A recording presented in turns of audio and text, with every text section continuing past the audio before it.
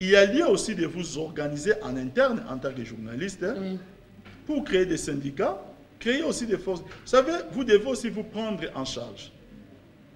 Le contexte du libéralisme met l'État mal à l'aise d'intervenir dans une action privée. Mais en revanche, les tribunaux existent.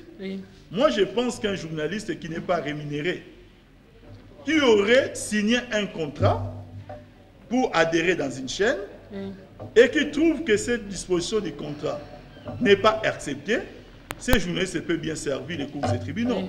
Les cours et tribunaux sont bien pour là. Maintenant, l'État, quand c'est une chaîne privée, peut peut-être réglementer de façon générale, mais l'État aura du mal de faire mainmise dans une action privée.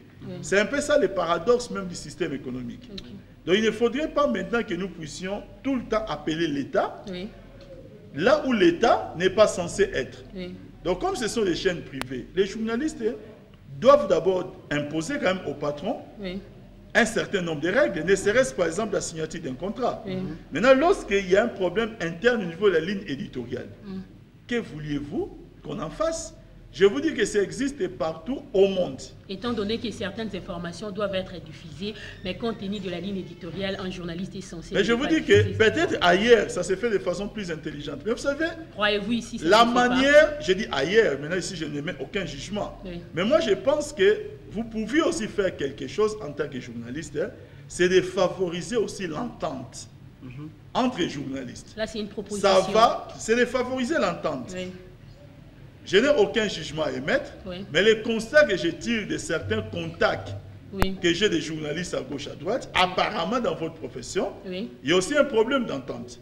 Il y a un problème de favoriser l'unité entre vous, apparemment. Seulement parce que des fois les journalistes sont manipulés, si on peut dire ça en clair, par les politiciens. On prend la dernière question de ma dernière question, comme le 3 mai, la journée internationale de la liberté de la presse, qu'est-ce que vous reprochez aux journalistes de la République démocratique du Congo, Kinshasa en particulier? En un mot, hein, si je n'ai aucune reproche à leur faire. Je vais seulement tout simplement leur dire d'appliquer tout ce qu'ils ont appris dans l'école de journalisme. Merci à vous, M. Papi Tamba. C'est vrai, nous sommes arrivés à la fin de cette émission parce qu'on est pressé par les temps. Mais une dernière question avant de se séparer. Parce qu'on a parlé de l'actualité de notre pays, on a évoqué les points qui concernent l'Est de notre pays. Nous cherchons la paix, nous voulons la paix pour la RDC. En un mot, en clair, que souhaiteriez-vous pour que le Congo retrouve la paix? C'est l'unité entre Congolais. C'est l'unité entre Congolais. Et il est important aujourd'hui que le peuple congolais se mette à un niveau où la base doit commencer maintenant à réclamer certaines choses auprès de leurs leaders qui ont de l'ambition. Il est tout à fait anormal, M. Guélor, que les chefs de l'État et le gouvernement combattent les M23 ainsi que différentes forces rebelles sur notre terrain sans l'appui de l'opposition. C'est-à-dire l'opposition nous a totalement abandonnés. Il n'y a même pas un seul volet de cette crise où nous pourrions aujourd'hui dire... Vous vous reprochez de rien, vous de la majorité présidentielle? Non, c'est-à-dire nous avons, nos positions sont claires, nous avons accompagné les chefs de l'État, nous avons accompagné le gouvernement. L'opposition a préféré soit briller par le silence, soit ne pas briller par le silence, au contraire, se montrer encore complice de ces mouvements. Alors aujourd'hui, ils doivent tout simplement se dire une chose, c'est que la majorité ne leur doit rien. La majorité ne leur doit rien, c'est la parole de M. Papi Tamba, c'est également la fin. Mais une toute dernière question, c'est vrai.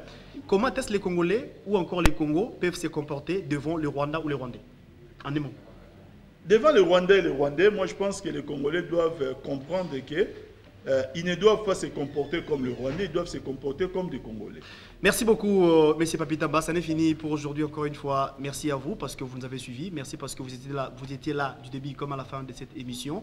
On vous retrouve la semaine prochaine pour un nouveau numéro de cette émission. On est ensemble. D'ici là, portez-vous bien. Bonne suite des programmes sur les antennes de la RTVS 1. Au revoir.